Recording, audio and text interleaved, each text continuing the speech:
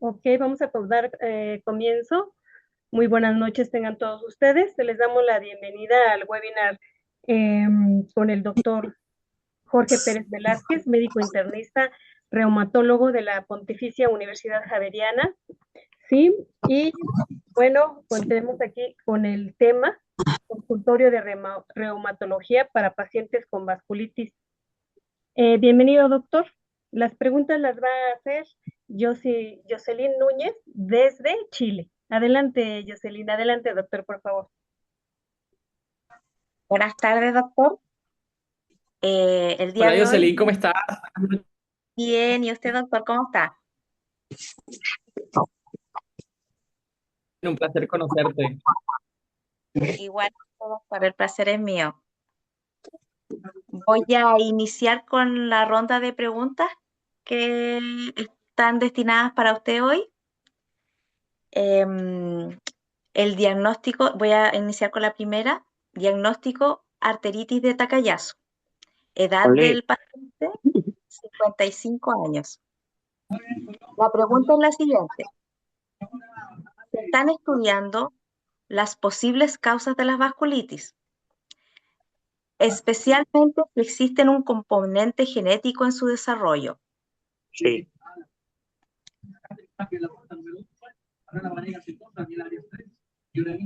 Hola, Doctor, yo no sé si yo tengo un problema con la transmisión, pero es que no sé qué tú allá en Chile. ya no se Te veo. escucha. Bien, perfecto.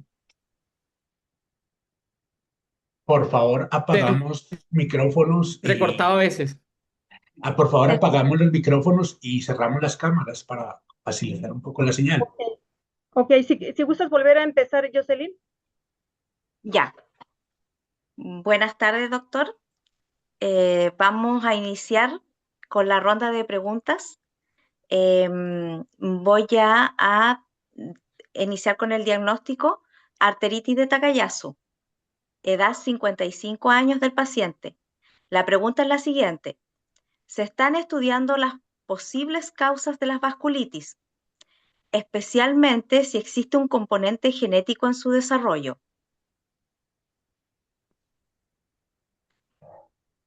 ¿Se escucha ahora? Bueno, la verdad, bueno, lo hablamos. No, bien, bien, se escucha bien. No sé si ustedes me escuchan bien ¿así me escuchan bien? Sí, un poquito entrecortado, doctor, pero adelante. Ok. No sé si la respuesta quieren que la dé a modo generalizado con respecto a todas las vasculitis o hacemos énfasis con respecto a lo que sabemos sobre la arteritis de Takayasu en este momento. Está bien así como lo mencionó, doctor. Adelante. Generalizado, yo creo. Ok, Generaliza. bueno, listo.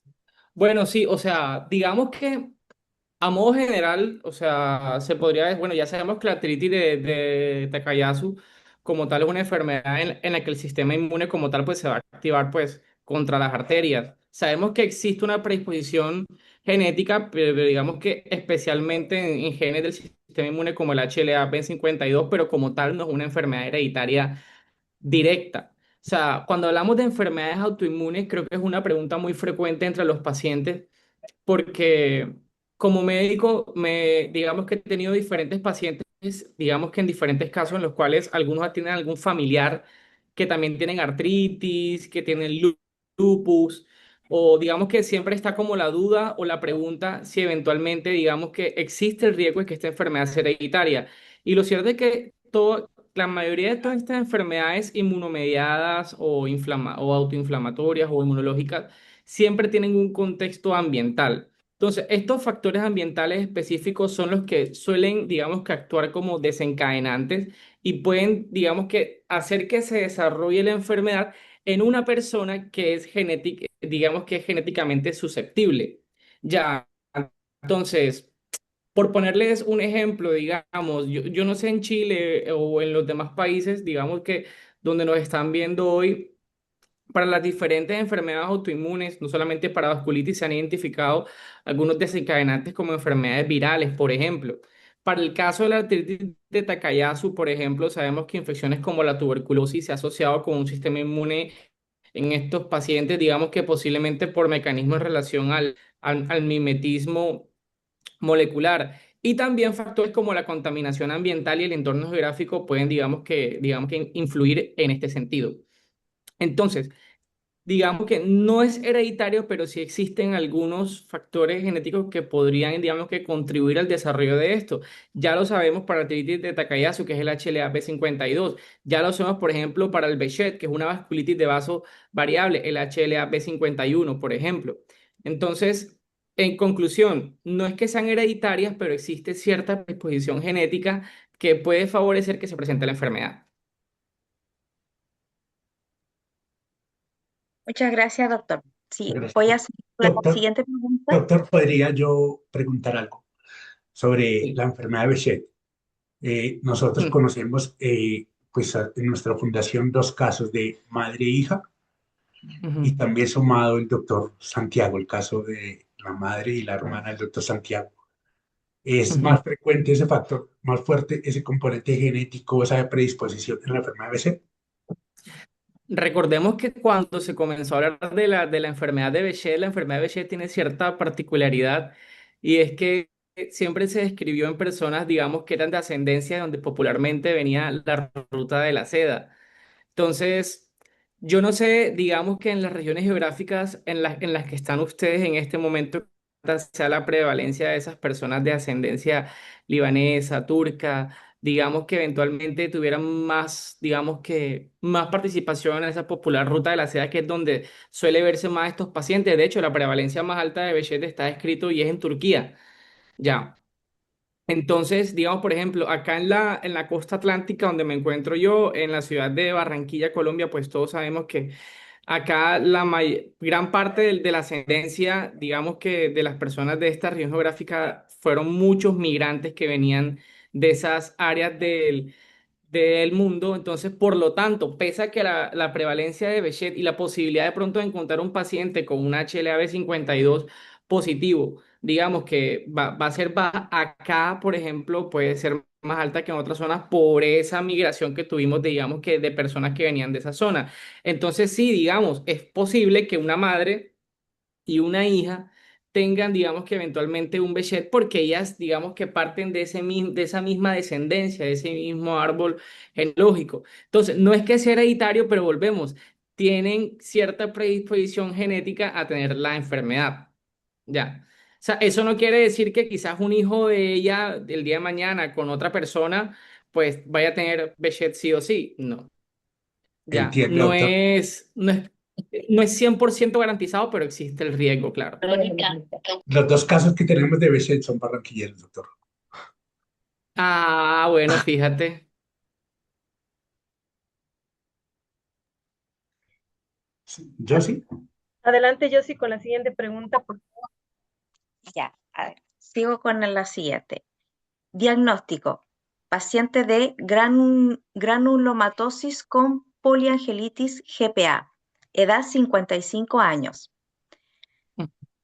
Tiene dos preguntas. Voy con la primera.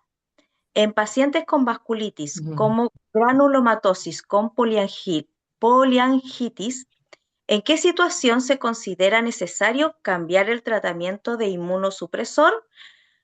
Ella nos dice que lleva 2 años con aciatropina.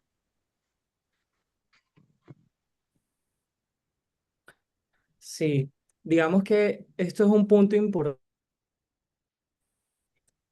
porque, digamos que como médico, que mis pacientes cuando tienen una enfermedad no se preocupan únicamente de cuáles son las complicaciones del tratamiento. Y creo que es una pregunta.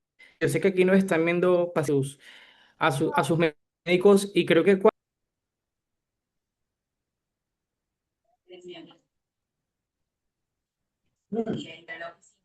Su micrófono. creo que alguien me había silenciado. Perdón, doctor. Por favor, apagamos cámaras y silenciamos el micrófono y solo dejamos a Isabel, el doctor, y y Josie con cámara abierta y micrófono. Ok. Entonces, bueno, como les decía, bueno, pues digamos que hay que tener en cuenta que el tratamiento como tal en estas enfermedades, pues se va a ajustar según se comporte la enfermedad en el tiempo. Hoy en día, digamos, por ejemplo, para vasculitis ANCA, nosotros en gran medida que, digamos que a diferencia como digamos que se piensa comúnmente, hoy sabemos que los anticuerpos que nosotros solicitamos hoy en día no solamente nos sirven para el diagnóstico de los pacientes, sino también para determinar el fenotipo, cómo se va a presentar la enfermedad en estos pacientes y de este modo pues podemos saber también el pronóstico y las recaídas que pueden tener nuestro paciente, ¿cierto?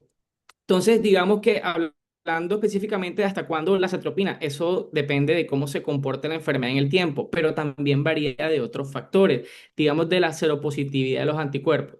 Si hablamos específicamente de granulomatosis con poliangiitis, generalmente estos pacientes en gran medida van a tener más que todo seropositividad por un anticuerpo que se llama antiproteinasa 3 o anti-PR3. Entonces, en las grandes cohortes o en los grandes estudios que se han hecho de los pacientes con vasculitis ANCA, se ha determinado que estos son pacientes que eventualmente pueden ser un poquito más difíciles de tratar o que tienen más riesgo de recaídas versus otros pacientes.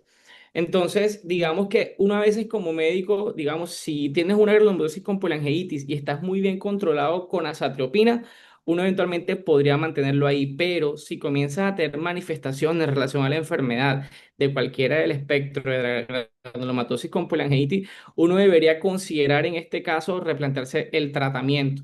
Pero mientras el paciente esté estable, digamos que eventualmente puede continuar con su terapia. Hoy en día lo que más se busca es más que todo suspender los glucocorticoides, que creo que es lo más importante. O sea, si tenemos la satriopina y estamos sin glucocorticoides o con una baja dosis de glucocorticoides, como pacientes creo que eventualmente ya eso es una ganancia para ustedes.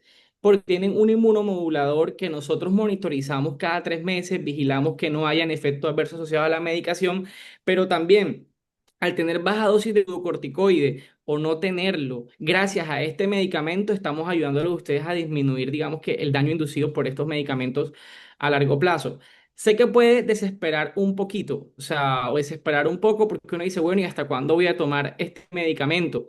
Ya, pero créanme que para mí como médico es mucho más importante que ustedes tengan la herencia del medicamento, o sea, 1 año, 2 años, 3 años.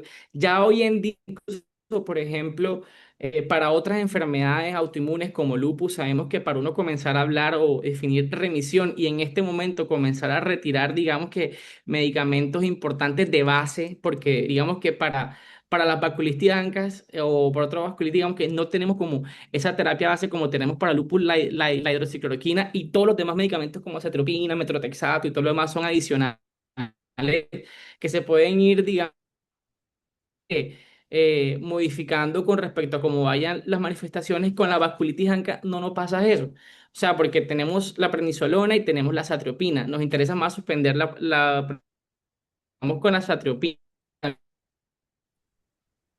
Entonces, no hay como un tiempo específico. Esa es la respuesta. Todo depende de las manifestaciones del paciente. ¿Por qué? Porque hay un riesgo muy alto de que haya una recaída. Y sabemos que una recaída implica no solamente comenzar desde cero, sino hospitalizarse, manejar las complicaciones y toda la morbilidad, o sea, todo lo que puede quedar de un proceso de rehabilitación e incluso de manejo de complicaciones en una unidad de cuidados intensivos. Entonces, esa es la respuesta. No hay un tiempo establecido, pero es la mejor terapia, digamos que aceptable, digamos que en ese momento para esa pregunta puntual que me hizo ese paciente. Gracias, doctor. Segunda pregunta del mismo paciente. La exposición prolongada al sol en pacientes que reciben tratamiento de inmunosupresores aumenta el riesgo a tener cáncer a la piel. Mm, digamos que, por ejemplo, o sea, aquí hay que tener claro, o sea, varias cosas. O sea, sí se ha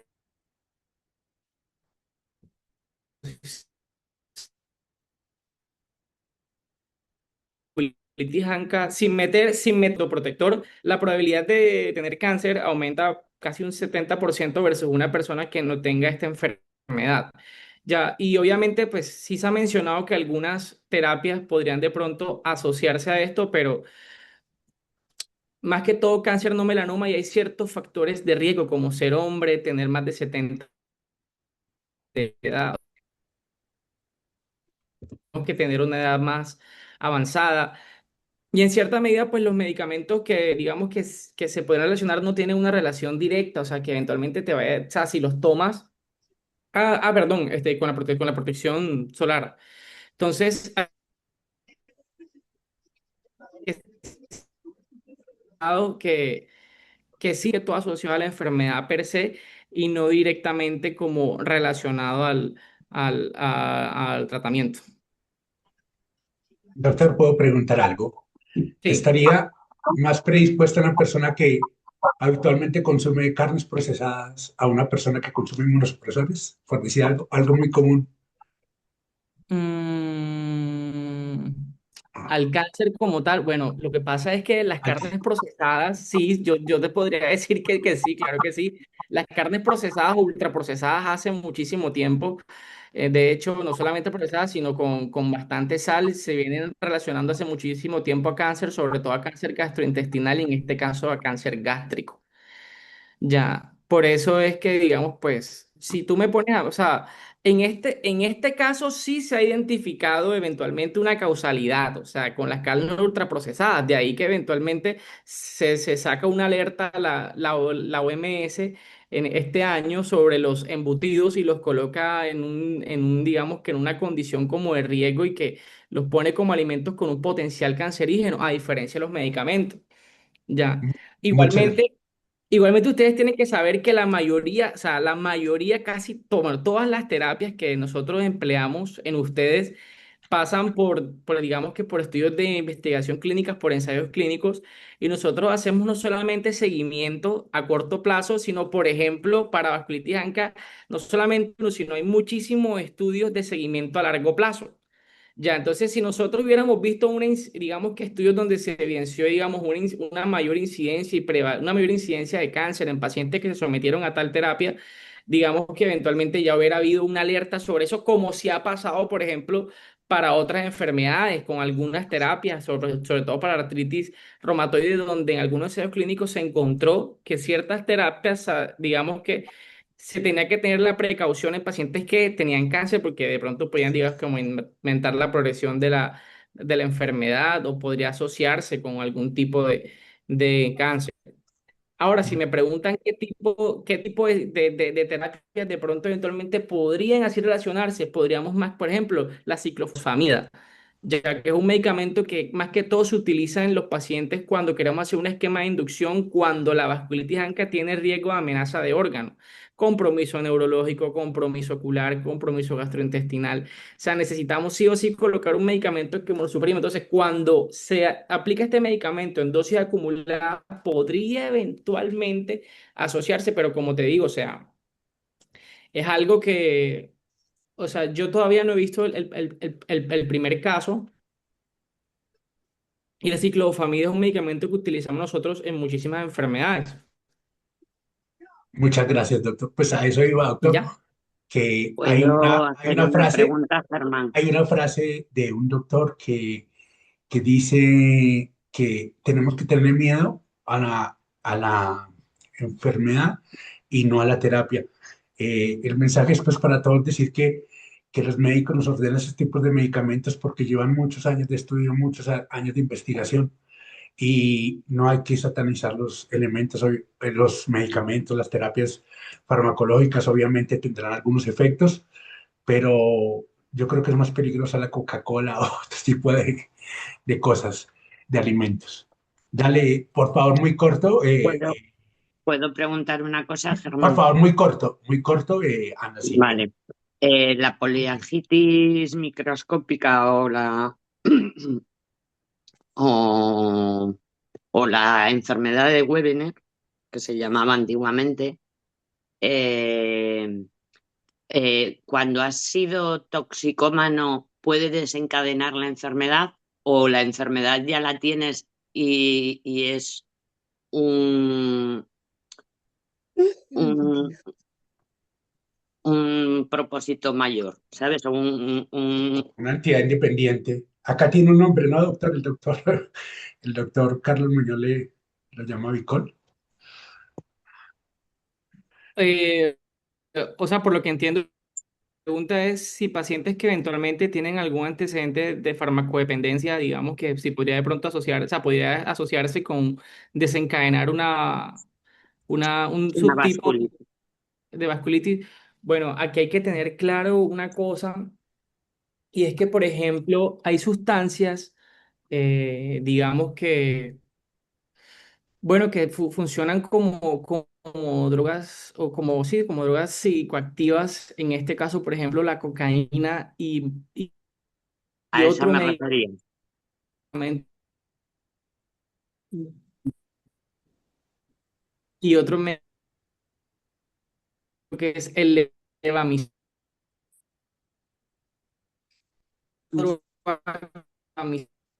el iba mezclado, o puede, estos médicos pueden imitar lo que es línea media, o sea, pues, pues de pronto pero más que todo se ha descrito es a tener en cuenta es en el diferencial. Puede generar manifestaciones muy similares a la banca, pero no necesariamente es una vasculitis anca, a eso voy. Pero generalmente adquiere más el fenotipo más de una granulomatosis con poliangiitis más que una polangiitis microscópica propia. Recordemos que en los pacientes con polangiitis microscópica, a diferencia de los pacientes con granulomatosis con poliangiitis, los pacientes con poliangiitis hacen más digamos que tienen mayor predilección o mayor afección por el compromiso renal, hacen una glomerulonephritis rápidamente progresiva y hemorragia alveolar. Los pacientes con granulomatosis con poliangiitis granulomatoso hacen un componente de para más todo lo demás.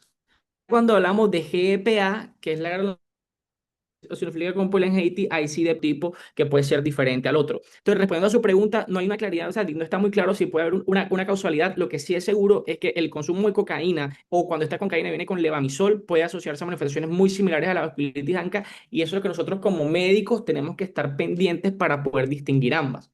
De hecho, creo que la última guía que salió de vasculitis ANCA creo que fue la del Reino Unido y en esa hay una tablita muy clara donde nosotros como médicos nos ayudan a diferenciar eventualmente según el compromiso, si hay compromiso en paladar, paladar duro, paladar blando, dependiendo cómo sea, nos puede ayudar a diferenciar cómo puede ser, digamos que ese diferencial ahí. Esta paciente lo que tiene es destruido todo el tabique nasal. Sí, Bueno, pues continuamos, por favor, por respeto a exacto, las o sea, personas que se digamos, tomaron el tiempo de enviar sus preguntas en el momento. Y al final, si nos queda un tiempo, vamos a abrir el micrófono. ¿Listo? Yo sí. Germán, Germán, yo solo quería hacer un aporte pequeñito con relación a la pregunta del sol. O sea, yo soy paciente de lupus hace más o menos 40 años y siempre me han puesto a tener cuidado con el sol, pero no porque me vaya a dar pues cáncer, sino porque exponerse mucho al sol puede acelerar un brote de la enfermedad. Entonces, lo contrapuesto a eso es que entonces empezamos a tener deficiencias de vitamina D. Entonces, unas por otras. Del cáncer no sé mucho, pero sí sé que por eso a nosotros nos hacen evitar mucho el sol. Ok, la fotosensibilidad, ¿verdad, doctor? sí, Que, exactamente, sí, la fotosensibilidad. listo, Josie, por favor. Gracias. Seguimos con las preguntas. Mismo diagnóstico, granulomatosis con polioangiitis, pero ahora con un paciente de 36 años. Pregunta, en pacientes con vasculitis, ¿cómo se puede diferenciar si los síntomas como la fatiga, el mareo o náuseas se deben a los efectos del tratamiento o hay otra actividad de una enfermedad diferente?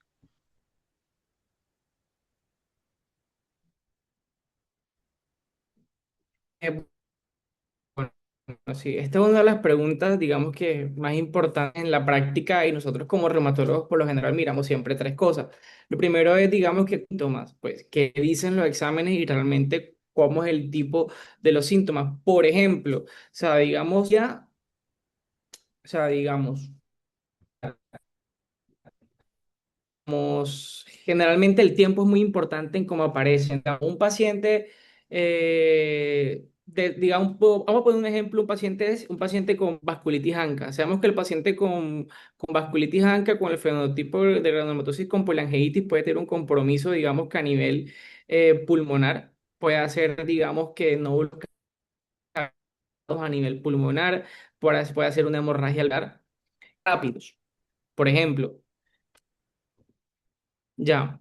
Entonces, cuando esto sucede, digamos, uno dice, uy, esto está, digamos, que puede estar en una actividad per se, pero digamos que, por ejemplo, otro contexto, un paciente con una miocarditis por vasculitis ANCA, digamos que puede ser rápido, pero también nos podemos topar con un paciente que en su momento tuvo un periodo de inflamación de miocarditis por vasculitis ANCA, puede ser que no haya tenido un acceso a tiempo al tratamiento y ya estos pacientes, recordemos que como son enfermedades inflamatorias, cuando no se logra, digamos que controlar adecuadamente la inflamación, daño establecido y esto es para todas las enfermedades, llámese artritis, llámese lúpus eritematoso sistémico, llámese vasculitis ANCA y por eso es que nosotros los reumatólogos, ustedes ven que nuestra terapia de inducción es muy diferente a nuestra terapia de mantenimiento porque tenemos que atacar con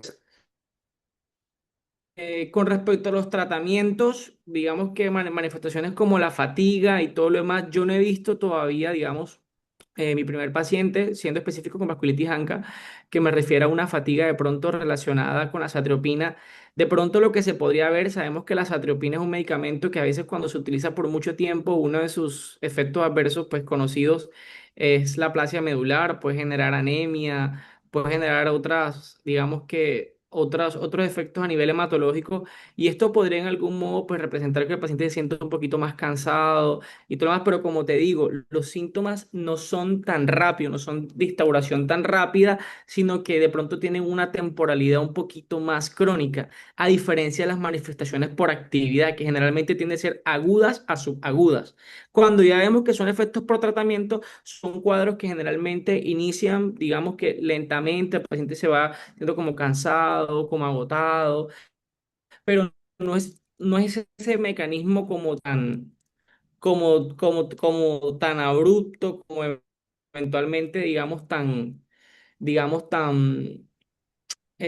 ¿cómo te digo? Como tan instantáneo.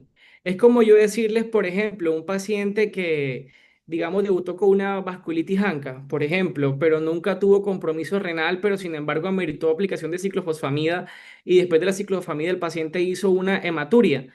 Es decir, el paciente pudo haber hecho una cistitis asociada eventualmente a inflamación de la vejiga, a la inflamación de la vejiga por aciclofamida, que no es muy frecuente por las dosis que usamos, pero sin embargo está escrito que puede pasar. A diferencia del paciente, desde aplicación de la ciclofamida ya tiene hematuria relacionada con vasculitis ANCA. Entonces, siempre la temporalidad y la instancia el nosotros sí actividad puede estar relacionada a por una inflamación no controlada inicialmente o puede estar, y obviamente los paraclínicos, los hallazgos nos pueden nosotros decir, mira, que estos son signos de inflamación, que el paciente puede tener una actividad, porque nosotros siempre juntamos hallazgos inmunoserológicos y cosas con los laboratorios.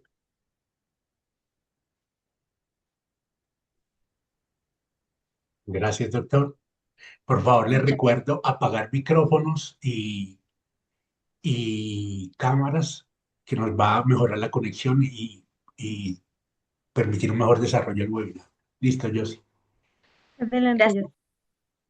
Seguimos con la siguiente pregunta, doctor, del mismo paciente con 36 años de GEPA.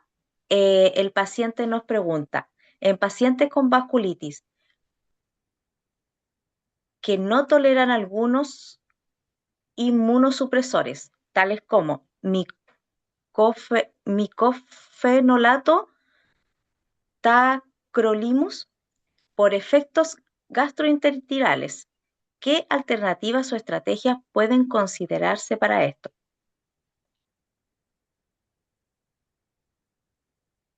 Bueno, la verdad es que aquí lo más importante es que el paciente tenga una buena adherencia farmacológica, o sea, llámese la terapia.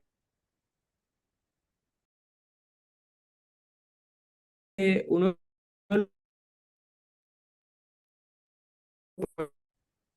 debe tener con su paciente es cuando yo tengo la opción de decidir entre dos terapias y las dos terapias, digamos, tienen mecanismos digamos, digamos que administración diferente, uno es oral, otro subcutáneo, otros intravenosos, otros se toman todos los días, otros se aplican cada 6 meses, otros se aplican cada mes. Todo esto debe ser consensuado con mi paciente, pero dentro del rango de cosas que yo pueda emplear para ese fenotipo de la enfermedad. Entonces, suponiendo, digamos, tengo un paciente con vasculitis anca y tiene... ¿Me escuchan? ¿Sí? Sí, doctor, adelante, Y por favor. doctor, por favor, todos nos ayudan si apagamos las Ok. cámaras. Solo cuando vayamos a hablar las prendemos. Ok, entonces, por ejemplo, yo tengo un paciente con microfenolato homofetilo. Sabemos pues que las altas dosis de microfenolato homofetilo, el mayor evento adverso que se puede presentar es la presencia de diarrea. ¿Cierto?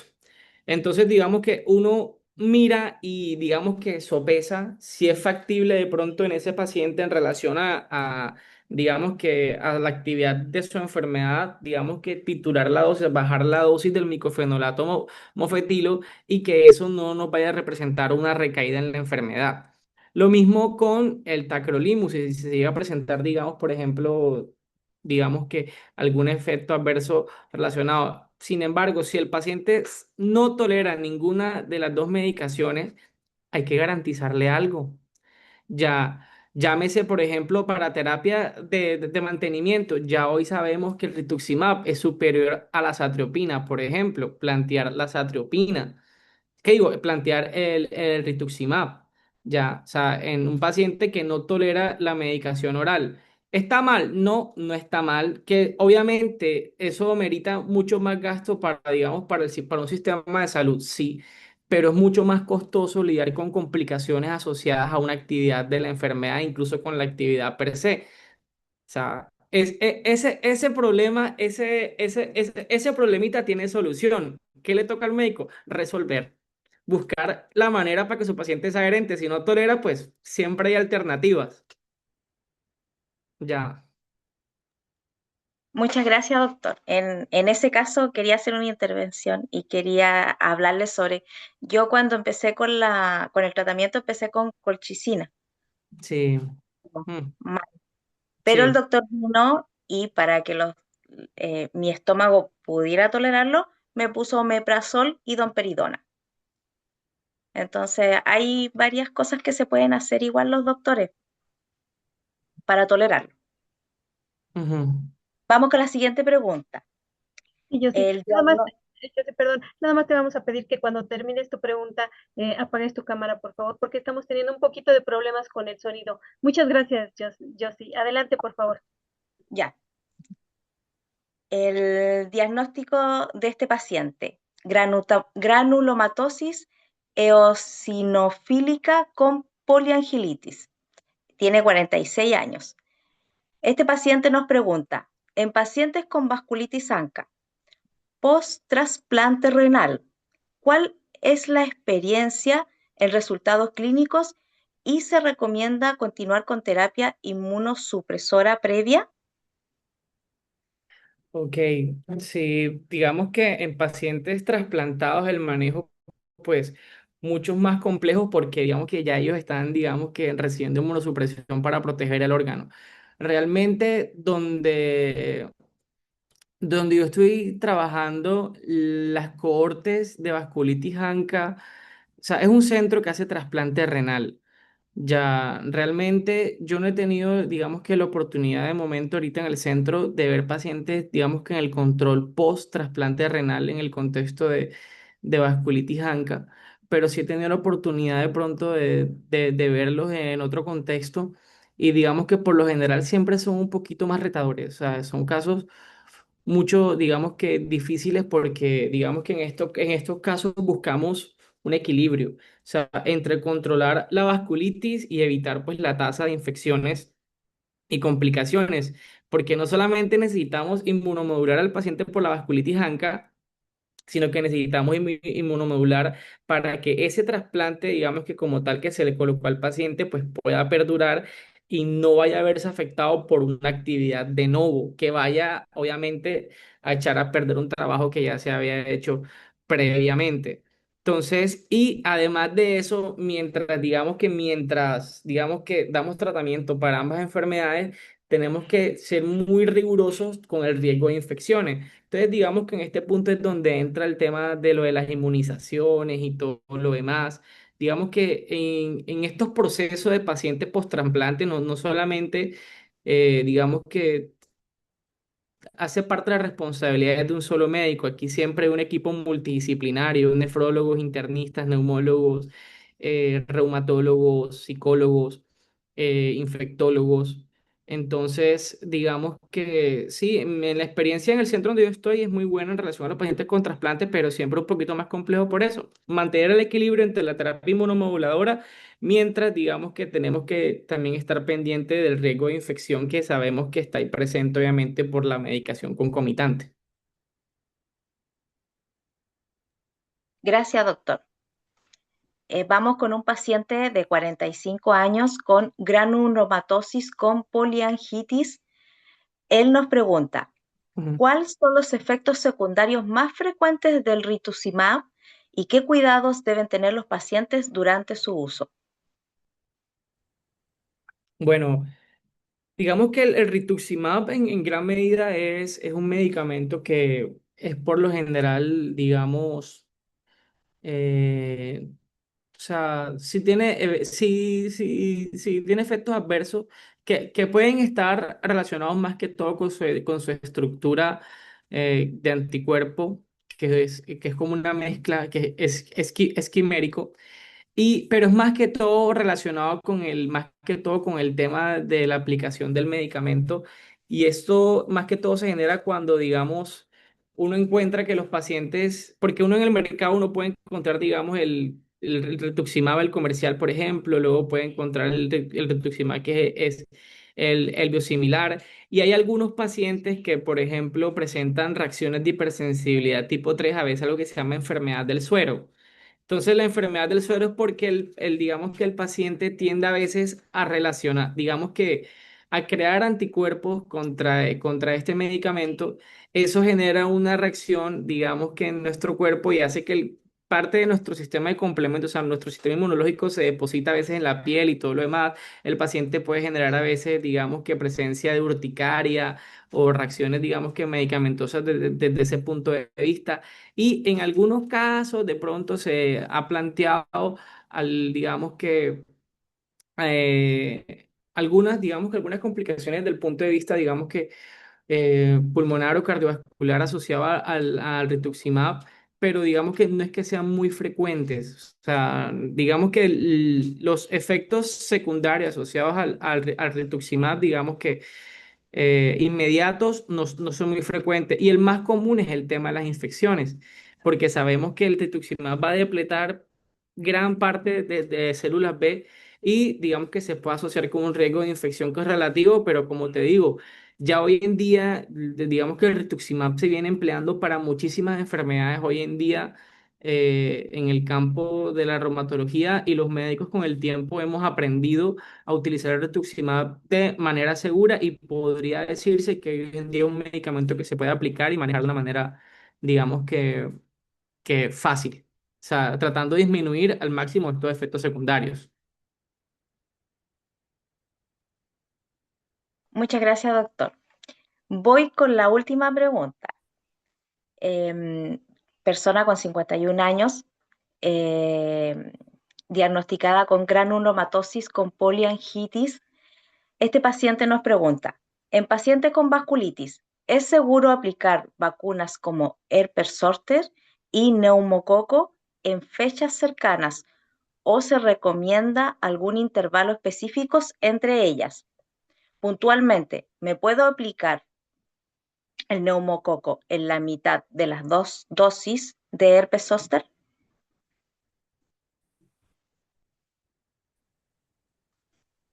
Bueno, o sea, con respecto a lo de la inmunización, sí, bueno, está la vacuna de Shingrix, que creo que es que el Shingrix, que es la vacuna recombinante para herpes zóster, que creo que es una bendición para muchos pacientes con enfermedades autoinmunes y que se encuentran bajo terapia inmunomoduladora o inmunos.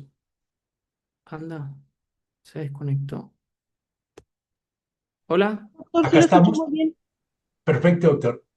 Ah, sí, aquí están, aquí están. Sí, es que sentí que se había como desconectado. Sí, entonces digamos que sí, o sea, afortunadamente existe esta terapia hoy en día y se puede aplicar en pacientes con enfermedad autoinmune y terapia inmunomoduladora, afortunadamente. Y bueno, con respecto a lo de que sí se podría aplicar, pues digamos que yo nunca me he planteado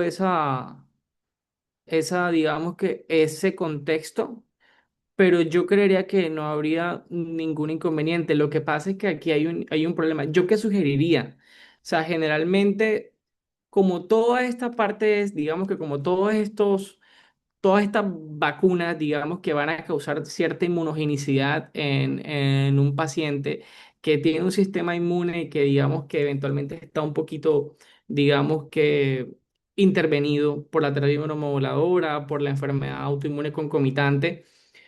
¿Yo qué sugeriría? O sea, porque, o sea, que se aplique la vacuna de Shingrix y saben que es la de herpes recombinante y a los dos, o sea, como sabemos que se puede aplicar entre los 2 y los 6 meses después de que eventualmente se aplique la primera dosis, yo sugiero que se la aplique a los 2 meses y no habría ningún inconveniente, porque aquí viene la segunda parte. Ojito, un paciente cuando se va a aplicar la vacuna del neumococo, por lo general se debe aplicar dos. Ya la que es la 23 valente y luego posteriormente la 3A son dos vacunas y la 13 valente es la que tiene más inmunogenicidad que la 23, ¿vale? Entonces, digamos que en este punto serían prácticamente cuatro vacunas. Yo preferiría, dicho, o sea, dado el contexto, digamos que tenemos un contexto inmune por la enfermedad, digamos que inflamatoria, en este caso llámese vasculitis u otra enfermedad concomitante, y tenemos la terapia inmunosupresora que tiene el paciente. Digamos que colocar esa cantidad digamos que, de vacunas en un periodo corto de tiempo, aunque no estoy seguro, digamos que en este momento si podría condicionar algún efecto adverso mayor, creería que podría, digamos que presentarse más efectos adversos como fiebre, malestar general. Entonces, si existe la posibilidad de aplicarlo en momentos separados, sería mucho mejor. Pues sobre todo porque se puede hacer. Ya, y sin tanta temporalidad, yo pienso que tampoco habría por qué correr, porque te puedes aplicar hoy la vacuna de herpes recombinante, a los 2 meses te colocas la otra, y luego posteriormente, si quieres, al mes, tú te puedes aplicar la vacuna del neumococo. Yo les comento algo. Nosotros presentamos en noviembre un documento que hizo la doctora Karen Cualtrón, compañera del Sí. doctor Jorge, sobre la vacunación, sobre generalidad de la vacunación en pacientes reumáticos. Está disponible. Eh, entonces, es una guía súper importante. ¿Listo? Sí, así es. Bueno, con esto termino yo con las rondas de preguntas. Quería agradecerle la información y la entrega que tiene con los pacientes de esta fundación. No, a Adelante, ustedes por Isabel. invitarme. A Bueno, ustedes muchas gracias. gracias a ti, Yossi, por tu participación. Y bueno, aquí nos llegó otra pregunta y dice así, doctor, ¿a qué tiempo de aplicar rituximab es seguro llevar a un paciente a cirugía? Mm, eso, o sea, una pregunta importante, o sea, digamos que no, o sea, no hay, yo no les podría como plantear a ustedes un tiempo específico con respecto al rituximab, porque como les digo, todo depende del contexto clínico. Si es una cirugía electiva, yo sugiero que eventualmente esperen 1 a 2 meses, pero obviamente si es una cirugía de emergencia, pues se podría aplicar, digamos, como de todos modos únicamente estar atento posterior a esto, digamos, vigilar que no haya, digamos, que riesgo de infección. Igual recordemos que el rituximab una vez se aplica, él no es que vaya a actuar así inmediatamente. De hecho, eso es algo que nosotros siempre nos hemos planteado y es que el rituximab, digamos que como tal, no sabemos en qué momento es que va a comenzar a actuar, pero sabemos cuál es la temporalidad en la que actúa, pero no sabemos en qué momento es que él va a es que él va a comenzar a actuar. Por eso en condiciones, digamos que en las cuales hay amenaza de órganos, siempre preferimos la ciclofosfamida porque ella sí sabemos que actúa rápidamente. Ya. Entonces, con el rituximab, digamos que yo prefiero, digamos que si la cirugía es electiva, esperar de pronto, digamos, un mesecito. Sobre todo porque todo depende también. Si es un paciente que viene saliendo de una enfermedad muy activa, las cirugías que son electivas, yo prefiero mejor que se pospongan hasta que la enfermedad esté controlada. O sea, o en baja actividad o en remisión.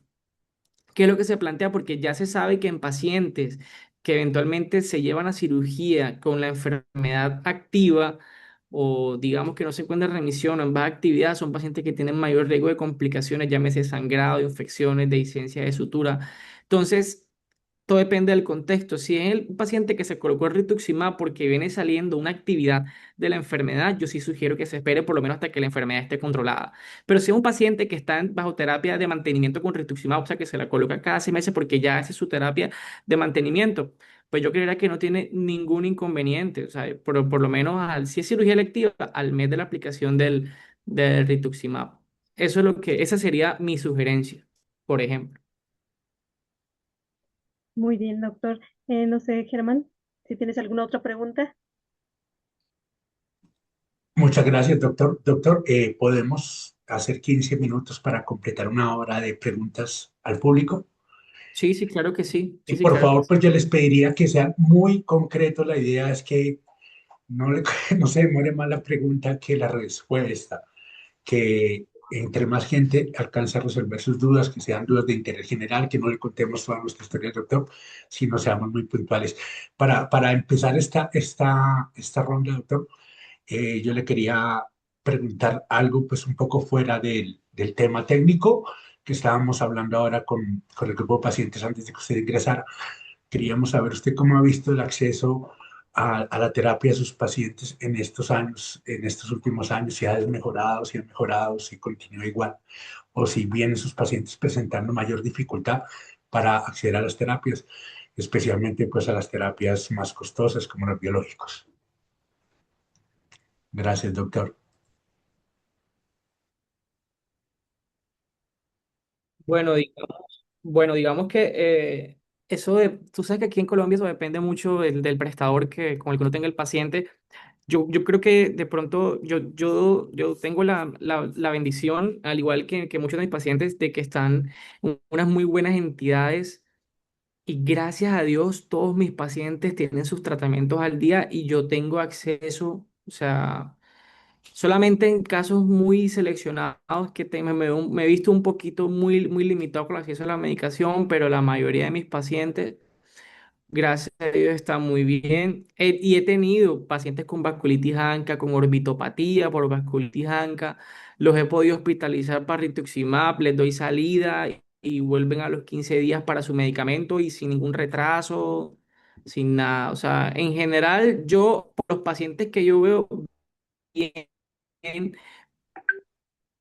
pero hay un pacientes me ha tocado hospitalizarlos porque han recaído, porque no le entregan los, los medicamentos.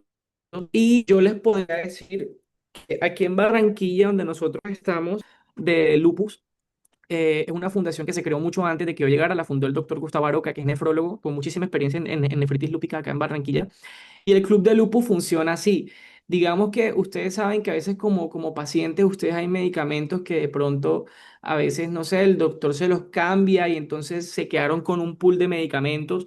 Y entonces este club de amigos así como estas reuniones que hay acá, digamos que a tal, digamos, a determinado paciente, no se le, la EPS no le entregó el medicamento. De ese pool de amigos del club que donó sus medicamentos, se saca para ese paciente y así se ha logrado, digamos que, suplir algunas necesidades de algunos pacientes que no le han entregado los, los medicamentos. Sí, doctor, nosotros acá en la fundación también tenemos, no una bodega, pero tenemos una base de datos donde está el medicamento localizado. Intentamos como dirigir cuando alguien necesita en Medellín, si sabemos que alguien tiene cetoprina, que se conecte. Pero hemos visto casos tan extremos, doctor, que aprovecho para preguntarlo a un paciente, a dos pacientes, no quiero nombrar la EPS, le querían enviar el rituximab sin bomba. Se lo querían poner primero sin premedicación y sin bomba, a ojo. Y a otro No, paciente se lo enviaron que está acá en la casa, doctor. O sea, sin bomba, sin nada, no, igual. no. Imposible, ¿verdad, doctor? No, no, eso es difícil por todo lo que hablamos ahorita, por las reacciones infusionales que se pueden presentar. O sea, pese a que es un medicamento que, como yo te digo, o sea, yo he visto, yo he prescrito mucho rituximab y hasta ahora yo no he tenido ningún paciente que, gracias a Dios, ha tenido ninguna reacción infusional. De hecho, los he tenido de hecho, el paciente con vasculitis ANCA que yo tuve fue un paciente que tenía miedo a la aplicación de rituximab porque había hecho una reacción infusional al mismo. Ya, entonces ahí me tocó, digamos que eventualmente, obviamente todo lo de la premedicación, vigilarlo y yo sé que a veces cuando uno le coge miedo a algo es muy difícil, entonces trabajarlo, estar ahí con él cuando se lo estaban aplicando y bueno, todo salió perfecto. O sea, él está contento, yo estoy contento y sí, como dices tus hermanos, o sea, todo debe hacerse con el sumo cuidado. Gracias, doctor. Isa, Sí, adelante, Sandra, si gustas abrir tu cámara y tu micrófono para tu pregunta, por favor. Buenas noches, doctor. Mira, en el 2020 a mí me dio un accidente cerebrovascular y me diagnosticaron arteritis de Takayatsu. Llevo pues todo ese tiempo tomando metrotexate y pues ya ahorita el reumatólogo prácticamente me dijo que yo que estoy yendo a reumatología, que yo ya no necesito y ya no me ponen el diagnóstico ni arteritis de Takayatsu porque no se me afectó la aorta, sino solamente arterias del cerebro y no me ponen ni vasculitis en el diagnóstico. Y prácticamente ya estoy tomando dos pastillas de metrotexato y por cuenta de dermatología, porque cada vez que me la intentan quitar me da psoriasis.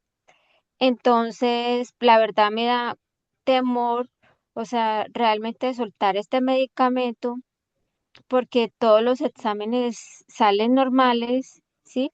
Entonces, me pregunto yo de pronto en mi ignorancia, em, si es que mis defensas, a pesar de que está el metrotexato, aparecen normales, ¿qué irá a pasar cuando ya me lo suspendan? Pues no sé si se capta como mi inquietud. Muchas Sí, gracias. sí, se capta tu inquietud, pero ahora tú me dejaste con otra inquietud a mí, porque bueno, entiendo que tienes una enfermedad psoriásica y también tienes una artritis de Takayasu, ¿así es? Sí, doctor, yo tengo varias cosas, tengo también glaucoma, tengo también tiroides, tuve un aneurisma que se curó milagrosamente. Ujú. Ok, entonces, pues digamos que en este punto el metrotexato, aunque se puede emplear, digamos que en algunos casos para artritis de Takayasu, también te está coadyuvando para el tema de la enfermedad psoriásica. Ya, porque el metrotexato es un medicamento ideal, o sea, no solamente ayuda para el componente cutáneo, sino que también ayuda para las manifestaciones articulares de la enfermedad y también podría utilizarse en algunos casos de pacientes que tienen compromiso gastrointestinal asociado a una enfermedad inflamatoria intestinal. O sea, en este punto tienes una dosis que para mí es una dosis e incluso está por debajo de la dosis terapéutica que nosotros empleamos, que normalmente son 15 miligramos. Y si tú con 10 miligramos a la semana estás bien, pues perfecto. O sea, obviamente aquí todo depende de de lo que tus médicos vean. Si únicamente es una psoriasis y no hay un componente cutáneo importante, digamos que se podría únicamente manejar con lo que vendría siendo con lo del calcipotriol, ya hay betametasona, que es con lo que manejan, digamos que en mayor medida, digamos que el manejo para el componente cutáneo de la psoriasis. Pero digamos que si tienes una artritis de Takayasu, recordemos que la mayoría de las vasculitis pues, van a cursar con una fase inflamatoria y después van a cursar con una fase crónica, que es donde eventualmente ya lo que nosotros llamamos como la fibrosis, la cicatrización, y es donde existe, digamos que también, digamos que el riesgo de estenosis. Ya. Digamos que si en este punto, digamos que ya tu reumatólogo consideró que tú estabas bien, digamos que se controló la inflamación, ya se previene un daño estructural irreversible, él es quien, digamos que, quien debe, digamos que determinar la continuidad de la terapia. Y ahí sí, ahí me queda, ahí muy difícil, pero yo por lo general, yo no dejo a los pacientes sin ningún tipo de inmunomodulación, pero como te digo, o sea, estos son temas que se han venido tocando fuertemente, no solamente en vasculitis, sino también en artritis reumatoide, en lupus eritematoso sistémico, como por ejemplo, bueno, listo, ya colocamos la terapia biológica, por ejemplo, ¿cuándo la vamos a suspender? ¿Cómo se puede titular esta terapia biológica? Y últimamente, con el pasar de los años, esto se ha venido, digamos que discutiendo y se ha venido hablando, pero como te digo, para uno plantearse eso, son pacientes, por ejemplo, para lupus que han pasado por muchos años en remisión, nunca se han activado, nunca han ameritado un cambio en la inmunosupresión, son pacientes que tienen bajas dosis de glucocorticoides o no tienen ningún tipo de, digamos que, de dosis de prednisolona asociada, que de pronto este es tu caso porque creo que nada más está con el metrotexano. Entonces, como te digo, cada caso se individualiza. Si tu doctor considera que se te puede suspender y darte la tranquilidad de que suspendiéndolo tú vas a estar bien y no vas a hacer, digamos, que ningún evento cerebrovascular nuevo, pues él sabrá. Pues te digo, todos los casos se individualizan. Ya. Ok, Son doctor. puntuales, pero es así. Gracias, doctor. Adelante, Cristina, si gustas abrir tu cámara y micrófono para tu pregunta. Ahora, hola, buenas noches a todos. Buenas noches. Adelante. Mi pregunta va enfocada en lo que comentó el doctor en cuanto a la herencia en las enfermedades. En específico, yo consulto por la enfermedad de Behçet. Ujú, A ver, tanto yo como mi hija tenemos el alelo B51 ujú. y tenemos sintomatología, si bien no completa, Sí. pero sí casi en un 80% es la sintomatología del Behçet. Pero hace poco nos indicaron que no había herencia, Ujú, pero anteriormente me habían dicho que sí. ujú. ¿Eso Sí, cambió entonces? o sea, no es que haya cambiado, sino, o sea, es lo que yo te digo, o sea, es lo que le explicaba ahorita a todos ustedes, digamos, digamos que no es que sea, no es que se herede de una persona a otra, ya, pero digamos que existe el riesgo. Recordemos que una cosa es la genética y otra cosa es la epigenética. O sea, digamos, digamos que nosotros nacemos con ciertos genes que nos condicionan a cierta predisposición de ciertas cosas. Yo les pongo un ejemplo. Por ejemplo, si ya hoy en día sabemos eventualmente que digamos que el ejemplo más común, el tabaquismo. Sabemos que el tabaquismo conduce cáncer, pero el tabaquismo se comporta como un factor de riesgo que altera esos genes que personas que tienen cierta predisposición genética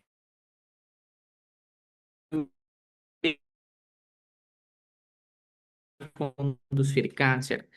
Aún actúa como de hacer estas variaciones o esta alteración genética. Entonces, digamos que de ahí en adelante, o sea, no quiere, o sea, el hecho de que lo tengan positivo no quiere decir que eventualmente más adelante pues puedan desarrollar una enfermedad de Behçet por sí, pues como yo decirte, por ejemplo, que cierta persona tenga no sé, un HLA-B27 positivo. Hay pacientes que se lo hacen o tienen positivo y nunca han desarrollado una espondiloartritis axial, a eso voy. O sea, existe la posibilidad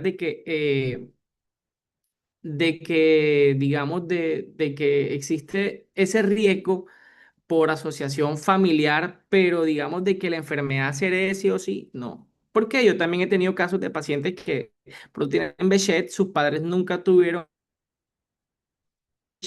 Behçet, pero obviamente nunca se hicieron la prueba del HLA-B51 y sus hijos hasta el momento son sanos. Ya, obviamente hay que estar atentos. Ok, muchas gracias, doctor. Les pedimos, por favor, gracias, Cristina. Les pedimos a todos, por favor, abran su cámara para la foto oficial de este día, de este webinar, por favor. Doctor, muchísimas gracias por Muchísimas su gracias, tiempo, doctor. porque siempre está dispuesto a colaborarnos. Muchísimas gracias, doctor Jorge. Esperamos que a las demás personas que por favor abran su cámara. Esto es para, bueno, una evidencia para mostrar a los doctores que sí existimos, que sí los necesitamos, ¿verdad? Muchas gracias. Esperamos un minuto. Muchas gracias a todos. Gracias. Les agradezco mucho. Un minutito nada más. Gracias por Con la la B de la invitación. victoria, con la B de la victoria, por favor, sobre las vasculitis. Una, dos, tres. Muchas gracias. Gracias a Doctor todos. Jorge, muchísimas gracias. La verdad es muy A todos enriquecedora la ustedes. jornada y creo que fue muy claro. Yo creo que todos salimos aprendiendo mucho. Y de parte de la Fundación les quiero decir que el próximo mes, 15 de mayo, es el Día Mundial de la Vasculitis y tenemos, pues nuestro evento central será la tercera Vasculitis sin Fronteras, que este año se llama un enfoque interdisciplinario, que esperamos sea un evento avalado por la SORREUMA, va muy adelantado el tema, y por la Sociedad Española de Reumatología. Vamos a tener un reumatólogo español, no es el doctor Ricardo, es la persona que le ayuda al doctor Ricardo Blanco, allá en el Hospital de Valdecilla, un médico psiquiatra, un médico neumólogo y una otorrinolaringóloga y un médico general, algo así. Entonces están súper invitados y bueno, vamos a estar, continuamos en el maratón por la vasculitis. Leonardo, no sé si tú le quieras rápido preguntar al doctor algo, lo que habíamos hablado. Doctor, es que estábamos, bueno, voy a hacer la grabación. Muchas gracias, doctor. Ay, no estaba grabando.